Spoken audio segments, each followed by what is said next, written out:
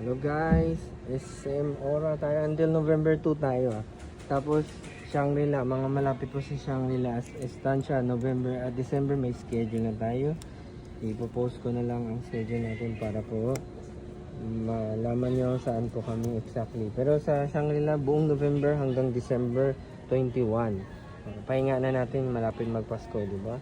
Para makapag-rest naman yung mga tao natin, they can spend time with their family. Pero buong November until December 21 sa sa estancia 5 days, 6 days pa rin per week kasi ganoon ang rules ni estancia. So ito, mga best seller natin. So inaayos ko lang to, early morning setup pa rin tayo ngayon, no? Wala pang tao, pansinin mo, sarado pala. Mga Idea Vision, Honolulu, Sushi, lahat sarado pa. Sa mga gusto mag-order online, mag-message lang, mag-DM sa amin para makapag-order tayo. Okay? Lapit na tayo mag-day 100. Imagine nyo, konting araw na lang, konting kembot na lang. So, day 99 na tayo ngayon. Posting the mochi buns. And there's someone says, okay, fine, I'll buy one. Ito early morning setup.